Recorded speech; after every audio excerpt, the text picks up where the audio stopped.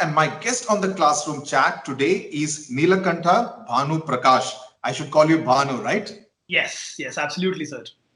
Okay, so let me introduce Bhanu. Bhanu is India's maths prodigy, or probably it will be more appropriate to say he's the world's maths prodigy. He has just won the first ever gold for India at the Mental Calculation World Championship at the Mind Sports Olympiad in London earlier this month. And there were about, 30 participants from 13 countries. Am I getting the number right? Yes, absolutely. Perfect.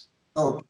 Okay, so first of all, for those who are not familiar with what you did, tell us about this particular feat.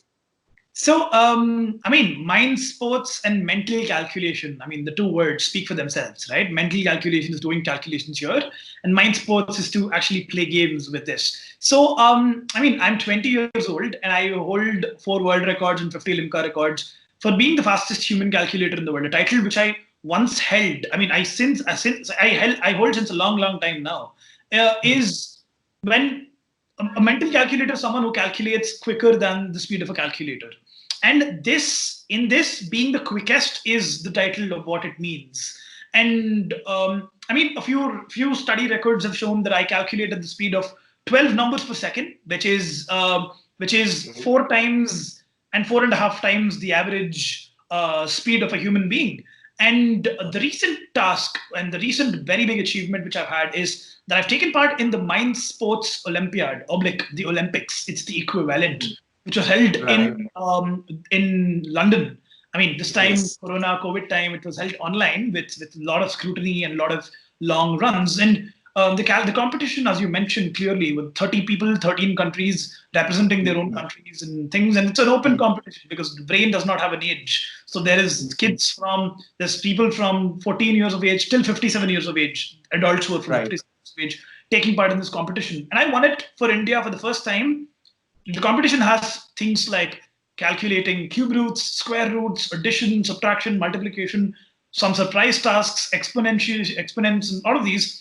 And the fundamental of this is not to use abacus or Vedic math or any other method, but it's about agility of brain. Because using any of the other techniques sort of makes us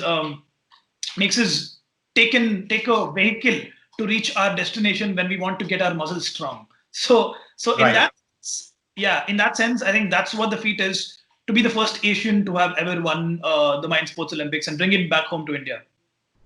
Fantastic. Now, most of our subscribers are students of class 9, 10, 11, 12, and they would be very keen to know from you, Bhanu, as to what tips that you can give them in order to excel in mathematics. Now, for the students, let me say it right on record that he scored a perfect 10 as far as his math scores in class 10 were concerned. In class 12, he had 300 on 300. So pretty much a model to emulate. Now, you don't have a calculator at home, do you? No, I don't. You don't have a calculator at home. And tell me something, for those who actually suffer from a phobia of mathematics, what would you tell them how to really make mathematics fun? Okay, so the reason and something which I personally, as an entity, if you follow my Insta feed or my Twitter feed or anything of that sort, at the rate Fastest Human Calculator or Exploring Infinity is the firm which I head. The fundamental goal is making math fun is the key to success in it. There is no way whatsoever that the phobia is away from you only because of your performance. Math gets harder and harder the more you know about it. And the only way you can sort of be in terms and peace and in love with the subject is when you start having fun. And how? Let me tell you. Yes, ideally, in a good scenario, your teachers, your parents, your systems should be encouraging you to do so. And that's something which I aspire to change with my startup and the courseware which we have called the Turn on the Computer in You, Math Wizard for a certain age group, imbibing certain mathematical qualities and understandings as a kid. And in fact, we've even piloted out, for the people who are watching this, I think since they've told that they're 12th graders also, we're talking about, say, integration for 6-year-olds, where you don't tell them that it's integration, but you tell them, dump it down to a level which they understand and check it. And they do. So people and kids are actually, you're gifted. Kids in general under the age of 15, under the age of 16. I would not call myself to be a part of it anymore, but are gifted in how good they can do in math. And this can be figured out by having fun with it. How? That's by looking at math and everything around you. I think that is the whole exercise, thinking mathematically. Let's say asking questions to yourself on, let's say, when you're walking past a car and then you look at a number and then you say, is this car a prime car? And that's something which we did as a campaign where we had kids talking about prime cars and not prime cars, where you do 4-digit factorization and try doing it in your head. And it's just, again, at the end of the day, why? It's because no one has to pose a question at you. The questions are all around you. I mean, you can try, and that's the beauty of the subject mathematics. You can make and draw connections between things which are not connected. So, right. So, so basically, you're saying that you are thinking of numbers all the time, and you basically look at these kind of very practical ways to make it all fun. So, but in terms of the syllabus, the math syllabus, which may seem very daunting to a lot of students, what kind of practical tips would you give to those students in order to do as well in maths as you did when you were in class 10 or class 12? So again, I mean, that's a good question, because I mean, while it is open exploration of the open world exploration, which I think is a good precursor towards doing anything, exams and the way in which math play an important role in how you perform, not only in math, but also significantly other subjects which are dependent on it, is determined by how good you understand your concepts. And let me tell you why. I mean, I'm going to probably ask out a question here. What is 7 times 8? And I'm sure everyone is thinking 56 at this point of time. But that's because you've been told that it's 56. When I say 17 times 8, that's when you need to calculate. So what we understand is that, I mean, the point which I want to drive home is that to communicate and sort of implement a certain algorithm is easy. What is hard is to understand why it works. And I mean, that is a question which I think we should ask at every interval of mathematical learning, be it 10th class, be it 11th, be it 12th. And this comes by spending time with it. For example, everyone knows about the Euclid's division algorithm. We look at the Euclid's division algorithm. We talk about the fact that R is always less than the quotient and the divisor itself, because of multiple reasons and fundamental theorem of arithmetic flows. And I think you lost me already, because every one of us have done 9th, 10th, 11th, 12th. But this is just the first chapter's second paragraph in class 10, which has way more significant impact than anything else. The reason is that have we spent that extra 2 minutes to understand where I can relate to this in the world around me? And if you do that, yes, it's a daunting exercise. Yes, it's a hard exercise to do. But once that internalizes, just imagine it's like Tetris game if you've played. It's the block fitting in the right. So yeah. So I mean, while we are talking of students, but there are a whole lot of teachers also who are subscribers to this channel. What would you tell to those maths teachers who are out there, who are kind of go by syllabus, chapter by chapter, concept by concept? How do they kind of make the whole process of teaching mathematics more fun, more engaging? One, treat math as an art.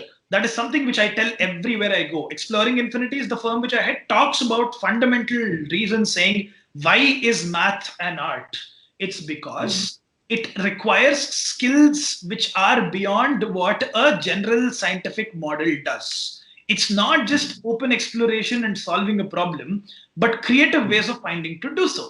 So one sincere request which I give to every single teacher who's watching me anywhere in the world is stop grading your kids on solutions. Mathematicians take pride in saying that we either mark you a 0 or we mark you a 5 on 5.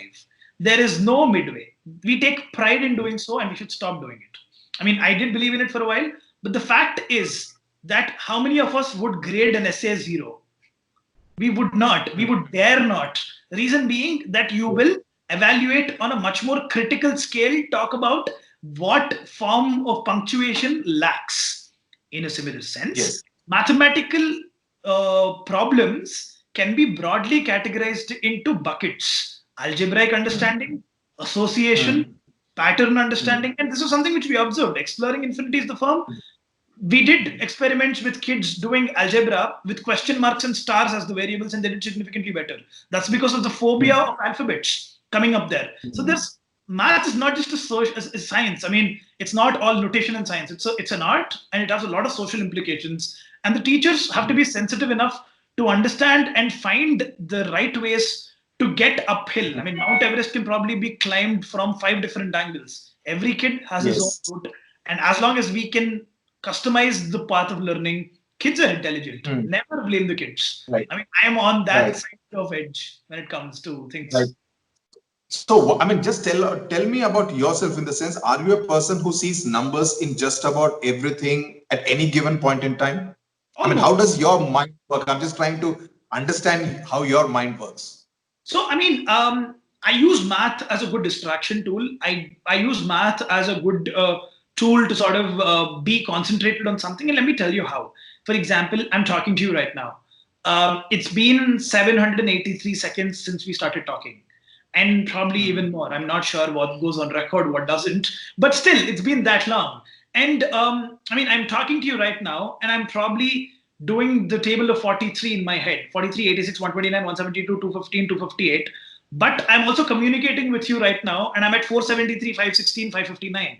So here you see that math is a good tool to partition your brain: 860, 903, 946. So this is a way in which we can communicate and tell ourselves that math is a key to unlock the true brain potential.